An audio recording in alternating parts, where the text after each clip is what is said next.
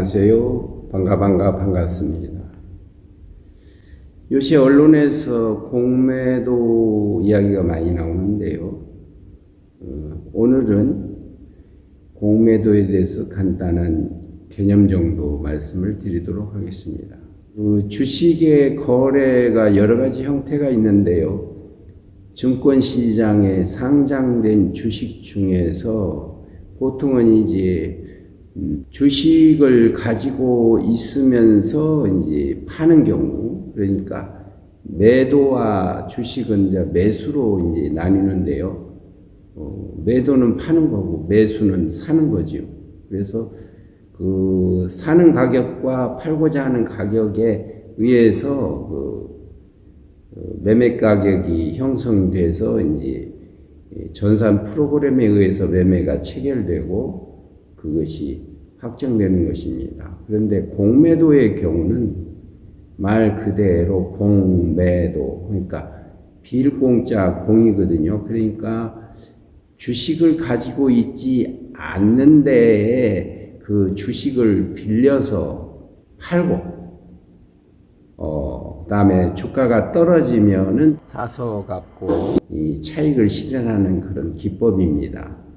근데 공매도는 어떻게 그 주식을 갖고 있지 않는데 파느냐 하는 부분인데요. 원래 공매도 경우는 유동성을 이제 확보해주고, 그다음에 어떤 특정 주식에 대한 어떤 가치 하락이 있는데 빨리 그걸 반영하기 위해서 실제 현재의 그 가치에 대한 반영을 빨리 하기 위해서 도입된 제도인데, 그것이 이제 일부 법인들에서 옛날에 먼저 허용이 되고 개인도 허용이 됐는데 이제 그게 차별적으로 허용된 부분이 있거든요. 그래서 그 부분을 이제 실제로 빌리지도 않고 먼저 팔고 나중에 빌려서 파는 그 불법 행위가 있다 해가지고 요새 언론에 많이 등장하고 있습니다. 그러니까 A라는 주식이 내가 앞으로는 그게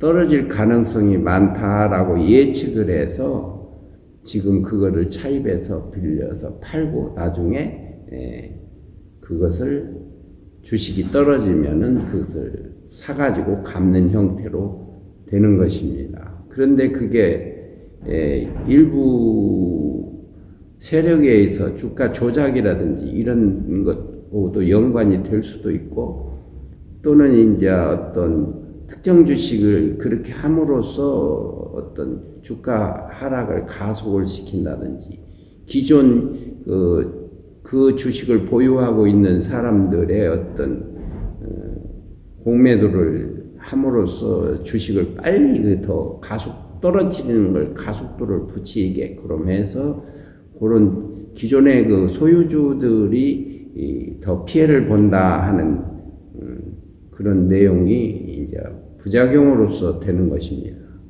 그래서 요새 증권 당국에서 지금 공매도를 한시적으로 중지를 시키게 됐죠. 그 다음에 전에도 한번 그런 적이 있었습니다.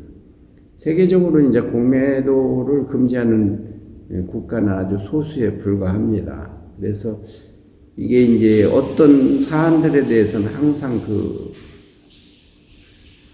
장단점이 있지 않습니까? 양면성이 있단 말이죠. 그거를 이제 어떻게 할 거냐 하는데, 우리나라에서는 그런 점들이 있고, 대형 그 어떤 IB들, 종합투자금융사들이 이제 많은 자본을 갖고 좌우하는 그러한 성향도 있고 하기 때문에 부작용이 많다 하는 얘기입니다. 일반인들도 할 수는 있습니다. 그렇지만은 그 부분들이 아주 일반인들은 많이 알려지지 않은 부분이었는데 요새 매스컴을 통해서 많이 알려지고 있는 것입니다. 원래 주식은 그 회사의 주식을 가지고 있으면서 그 회사가 어떤 실적에 의해서 배당이라든지 무상증자라든지 이런 거, 그 다음에 이제 단기적으로는 그 주식이 오르고 내리는데 따른 차익을 이제 실현을 하는 게 일반적인 것이죠. 주식 거래 방법은 뭐 선물 거래도 있고 주가지수 거래도 있고 뭐 파생 상품도 있고 뭐 이런 공매도 방식도 있고 여러 가지가 있습니다. 그래서 물론 여러분들도 그거를 많이 아시는 분도 계시고 모르시는 분이 대부분이실 텐데 이런 굉장히 조금 전문적인 부분이 되겠습니다. 오늘은 시청자 여러분들이 요즘 언론에 오르내리는 공매도에 대한 말씀을 드려봤습니다. 시청해 주셔서 감사합니다.